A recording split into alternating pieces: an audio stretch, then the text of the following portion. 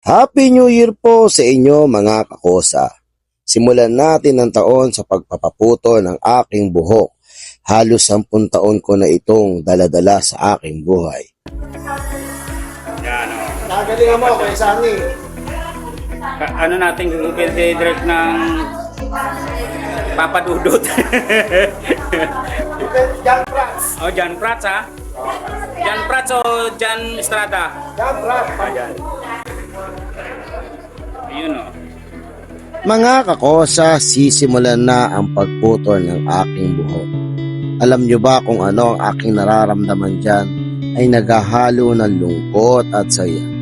Kita mo naman si Kuya Sani dali-dali niya pinutol at winagawiway ang aking buhok. Alam nyo mga kakosa, 10 taon na yan.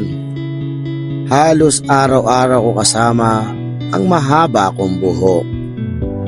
Nga pala mga kakosa, nagpapasalamat ako kay Kuya Archie Adamos at saka kay Tito Romy Romulo na sinamahan nila ako sa pagpapaputol ng aking buhok mga kakosa. Ayan pala si Kuya Archie Adamos, yung nasa likod ni Kuya Sani. Yan, medyo inaasar-asar pa niya ako na ang sabi niya, pag-isipan mo mag-uigi yan. Pero talagang buo na ang aking loob mga kakosa. Ayan si Kuya Archie Adamos. Si Kuya Sani naman busy sa pagtatabas ng aking buhok. Ayan, napaluha pa ako dyan mga kakosa. Pero wala tayong magagawa. Kailangan na natin putulin ang ating buhok. Yan nga pala si Kuya Archie Adamos. Panoorin nyo sa The Kingdom. Inaasar pa ako dyan habang nanonood sa pagputol ng aking buhok. Salamat nga pala sa Rocks Production na kasama ko sa journey ko ng ito. Sa mga oras na ito ay patapos na akong gupitan.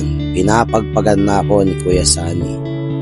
Ang sabi ko dyan mga kakosa, Kuya Sani, ikaw ang unang-unang pumuto ng buhok ko. Kaya galingan mo. Ang totoo, ginalingan nga talaga ni Kuya Sani. Kita nyo naman, para akong bumata ng 10 taon. Yan. Nagkakaroon na ng asaran dyan. Panoorin nyo.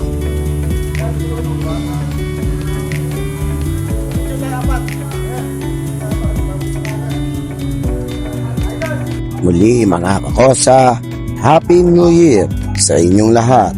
Naway pagpalain tayo ng Panginoong nasa langit. Approve mga kakosa!